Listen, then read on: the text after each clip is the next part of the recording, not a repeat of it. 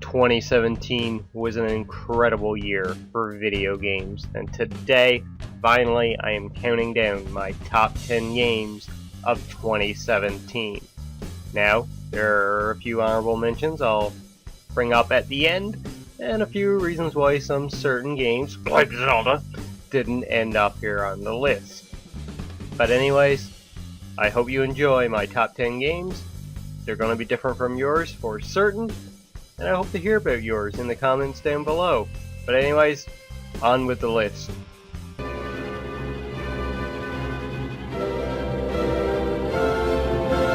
Guardians of the Galaxy, the Telltale series.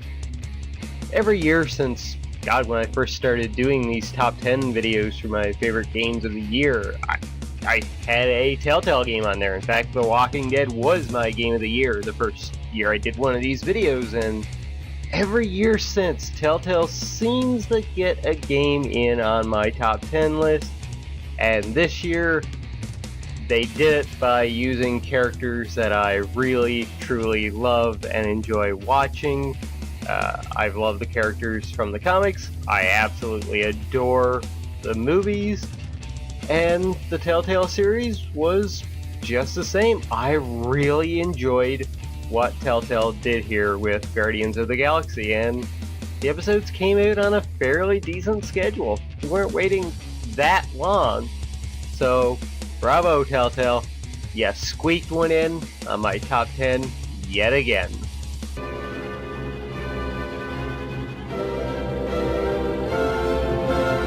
Number 9, Mario plus Rabbids Kingdom Battle. This right here, this game, not Zelda, not Mario Odyssey, not Mario Kart, not Splatoon 2 or ARMS or any other Switch game that came out this year. This game right here is why I bought a Switch as early as I did in the summer, and I have not regretted it at all because this game was incredibly awesome. It has by far one of the best boss battles ever this year. It's the opera boss. If you fought him, you know who I'm talking about. That whole sequence was just fantastic.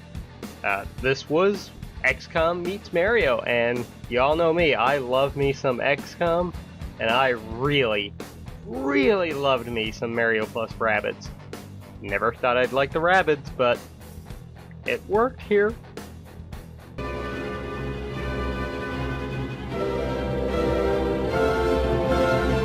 Number 8, Hellblade, Senua's Sacrifice. This was a late addition here to my list because I never got around to playing it until the very end of the year when I picked it up on the the Game Awards sale that went on. And yeah, wow, this was an incredible journey to go through. The story told here was just fantastic.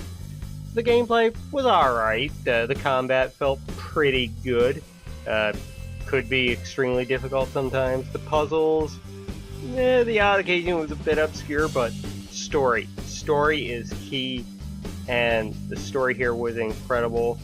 The atmosphere here in this game was awesome. It won Best Audio Design for a damn good reason, that's for sure. Play with headphones and you really get that experience. Yeah, just wow, this game was incredible from start to finish, and the ending was insanely moving. And maybe if I had time more to digest on this game, I'd probably rank it higher.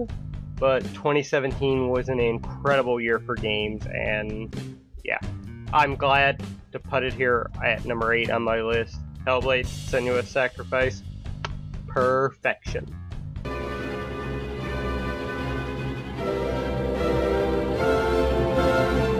Number 7, Super Mario Odyssey. That's right, Mario comes in at number 7 for me because there's 6 other games that I really loved and enjoyed a lot more than this game this year. That being said, this game was nothing less than a jolly, fantastic experience to go through. Probably what knocks it down a bit for me is the fact that motion controls are kind of encouraged be used in this game. I know there's some little workarounds that you can do if you're playing it in handheld mode, but it really wants to be played using motion control. And that's a sticking factor that just bumps it down a lot for me.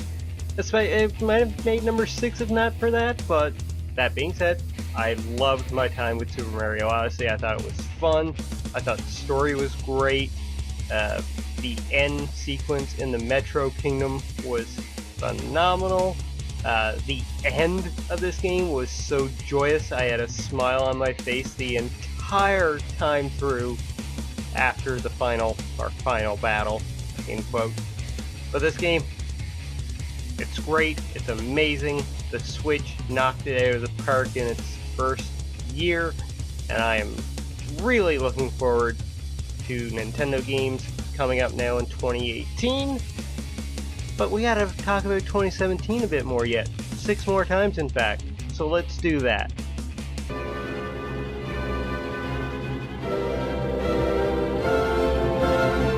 Number 6. Metroid. Samus returns. That's right, Samus Aran is back in this remake of Metroid 2 on the 3DS, and oh my god, was this ever an amazing game to play through. I absolutely loved and adore this. I've been itching for a new 2D Metroid for so very long, and they did a great job on this. I had so much fun playing through the quote-unquote story, because there's no interaction or story going through this, but it's like any other 2D Metroid game, you know. But I had a blast playing this, and like going back, getting a new power, then going back to that one area that I remembered where I couldn't do something, but now I could. Just so good, such a great year for Metroidvania games. Great to see Samus back. Cannot wait for Metroid Prime 4 on the Switch. Though honestly, I'd love another 2D Metroid on the Switch, Nintendo. Just saying. 2D Metroid, the best Metroid.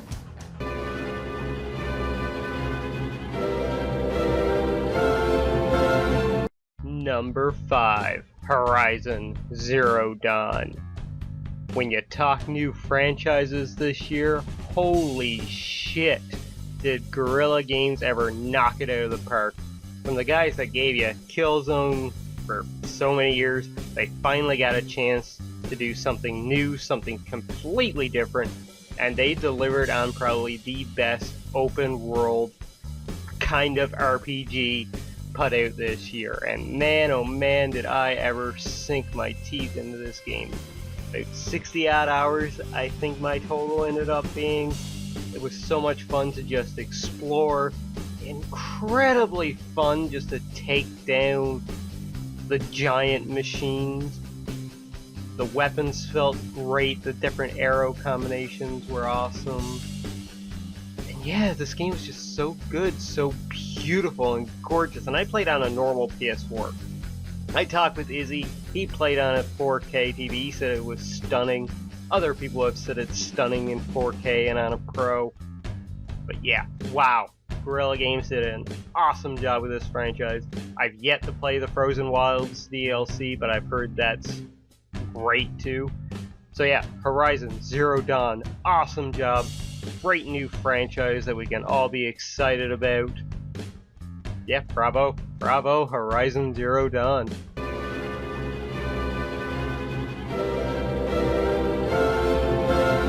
Number 4, NieR Automata. Wow, wowie, wow. This game was just next level amazing. It's strange, it's weird, it's far out there, but oh my god, is it ever impressive and amazing for what they did with the story in this game. It hooks into you and just gives you this incredible journey to play through. And yeah, like once you get to the final ending of the game, and it is worth playing through to get to the final ending.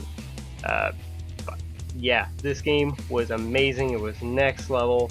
I loved every single piece of it. It has some of the best music put out in 2017. The combat, it's from Platinum, so it feels fantastic. It's so cool to play.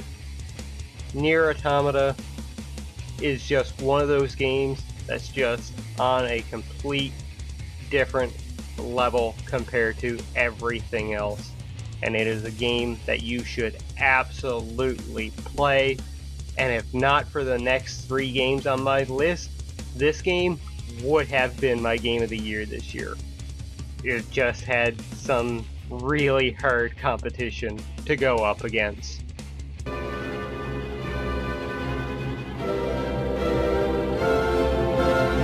Number 3, Yakuza Zero. Now, I've enjoyed the Yakuza games, folks, over the years, but Yakuza Zero is the first one where I've actually put in 115 hours. This was my most played game of 2017, and for damn good reason.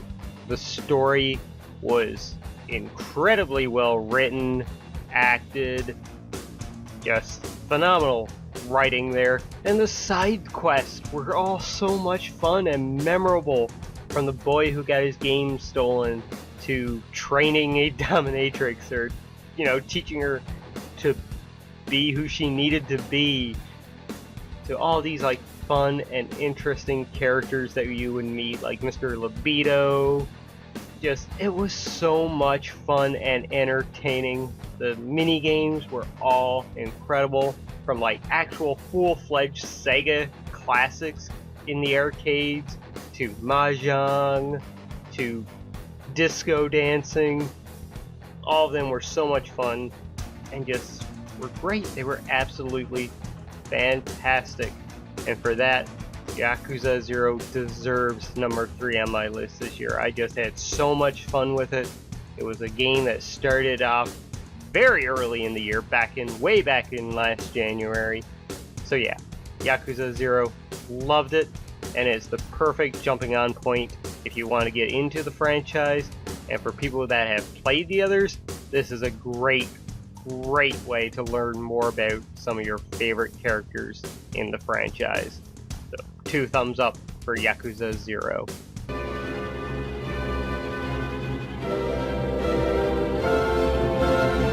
Number 2, Danganronpa V3 Killing Harmony. Oh my god, did this game ever so very closely be my game of the year for 2017, which its predecessors already did get awarded the years they came out. Even the offshoot game won my game of the year that year. But Danganronpa V3, as very close as it did get to number 1, just cannot be number 1 this year. And that does pain me a little bit, because this game was absolutely awesome. The characters into it, once again, were incredible. This is the 3rd time we've had the killing game now, and I thought to myself, I'm not going to like some of these characters. They're going to be weak. They're not going to be interesting at all. But oh boy, was I wrong. They were just as awesome as the previous characters in the Danganronpa 1 and 2. Some of them probably even better. Like, I loved some of these characters and really did not want to see harm come to a whole mass load of them. And oh boy, did harm come to a lot of them that I cared about. A few did make it to the end, and for that, awesome. But yeah, this game was so good. The twists and turns into it, like from the very first chapter, you get a massive twist, and I hope it does not get spoiled for you, because it wasn't spoiled for me, and I was flabbergasted. I was in shock and awe when I played through that. And it just kept like twisting and turning in the story. You didn't know what was real, what was going on, what's the truth. And when you are hit with the truth, holy fuck knockers, it was awesome. I really don't want to say anything to avoid spoilers, but This game did get to me. It hit me square in the feels yet again. And it was just so great, so awesome, so amazing to play through. So yeah, do yourself a favor, load up your Vita or your PS4 because it's on there too, or your PC because it's on that platform as well, and play Danganronpa V3 Killing Harmony if you enjoyed the other games in the series. And the ending, you may love it, you may hate it. I know some people in the Danganronpa community do not like the way things ended.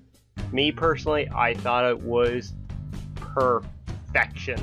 It was great, it was awesome, I never saw it coming, and it was fantastic. So yeah, Danganronpa V3 Killing Harmony, you came close to #1 this year, but there was only one game truly worthy of Lord X's Game of the Year for 2017, and that game was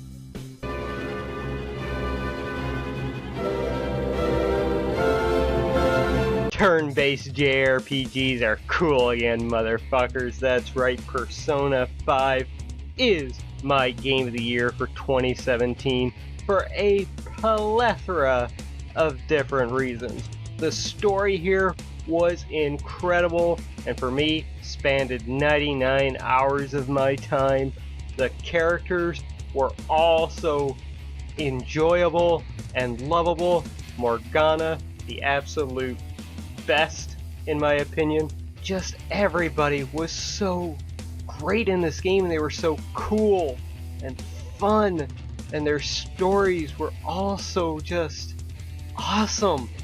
And going back, turn-based combat again back in 2017, and Atlas made it even better. Like, they took a formula that so many people now disregard and say is boring, but they made it fun and innovative, and the battles just flowed so well, so quickly, that it proved that turn-based JRPGs have a place in this day and age. So yeah, screw you Square Enix for going the action combat route with Final Fantasy. Persona proves that JRPGs can be cool again, can be the talk of the town again. And that was why I love this game so much. These games are what got me into gaming, that made me love playing video games. And to see one come back again this year and be this good, this creative, this innovative, and to tell such a captivating story that just knocks all kinds of emotions out of you, from hatred to disgust for some of like the villains that you go up against, did not stray away from real world topics and situations that go on. Just, it is gaming on a whole new level, but with a style that is so traditional and old. It's great. It is just a phenomenal game overall, and it is just so great to play. It is a game that is deserving of your time, and is one that should definitely be played. Hell, this game even got recognition at Jeff Keighley's Game Awards this year. It was up there against Zelda and Mario and Horizon and PUBG for whatever reason that was put up there.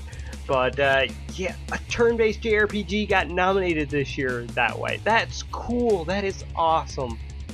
Persona is definitely worth your time playing.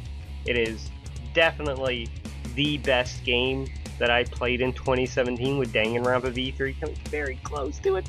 But yeah, nothing stood a chance against Persona for me in 2017. That's why it's my game of the year. I love it so much. I actually do want to go back and do another playthrough of that game, a New Game Plus. It's fantastic, and you should play it. And I'm going to stop now because I'll just keep repeating myself on over how awesome of a game this is. Now, of course, there are some honorable mentions that I want to get to, and first and foremost, off the bat, The Legend of Zelda Breath of the Wild. It was not a game for me. I do agree with like the 7 out of 10 score that Jim Sterling gave to it. It's good, it's really fantastic and amazing what they did with that franchise, and I can really appreciate it. Hell, I bought the game twice this year. I bought the Wii U version and I bought the Switch version. So, needless to say, I gave Nintendo my money for The Legend of Zelda Breath of the Wild. But at the end of the day, it just wasn't a game meant for me. And the other Nintendo game I will mention here is Xenoblade Chronicles 2. I've only played a little bit of the game so far, and I've heard once you get used to and really know how to use the battle system, you'll really start to enjoy it more. Personally, I have not been enjoying the battle system so far, but I will keep giving it a shot, and I will be playing more in the very near future, and hopefully my opinions and thoughts on the game will change, and I'll have more to talk about it in a future video on if I should have included it here in my top 10 list or not. But overall, I'm happy with my top 10. I did have 4 really top honorable mentions that I really wanted to get to. The first and foremost is What Remains of Edith Finch. I loved that game this year. I thought it was great. Once you realize one of the characters in the game, who they are, and how they're connected to something else, it blows your mind and it's awesome. Next to that, Nex Machina. Fucking love this game. Housemarque are the kings of the arcade style games, and it's just sad that this game and their other one didn't do that well this year, and they're going to move away from the arcade style games now. That's really sad, but I really enjoyed Nex Machina. I thought the soundtrack was awesome. The gameplay was just so much fun. Loved every minute of that game that I played. Cosmic Star Heroine came out this year on PS4. Don't think the Vita version actually came out yet, but loved that game. I thought it was a fun little throwback JRPG done by the same creator who did Cthulhu Saves the World, and Cthulhu makes an appearance in this game as an optional boss. That was fun. That was a really fun platinum to get while I was on vacation this summer. And the final game that I want to give a shout out to is The Mummy Demastered. I played this game right at the end of the year. This was a really good Castlevania style game from Way Forward. Those guys know their side scroller stuff, and they made a great game here based on, from all intents and purposes, from what I've heard, a very bad movie that came out in 2017, the new Mummy movie. But this game was really cool. It's fun, and I would highly recommend anybody give it a shot. I thought it was great. It was a fun Metroidvania style game. So yeah, that's my honorable mentions. Of course, there's a lot of games that I didn't play that came in 2017. I haven't played Splatoon 2. I didn't play Pillars of Eternity, the PS4 version. I've only just downloaded Torment Tides of Numenera. I have that ready to play. Matterfall, the other game from Housemarque, haven't played that yet. Haven't played Tumbleweed Park, or Batman Season 2 from Telltale, or Yooka-Laylee, or Uncharted The Lost Legacy. Haven't played that. There's a ton of games that I've yet to play that came in 2017 that maybe would have made my list here, but as it stands, I'm happy with my top 10. And I would love to hear from you guys what your top 10 games of 2017 are down in the comments below. Love and respect. I've been Lord X, you have been awesome, and I will catch you next time.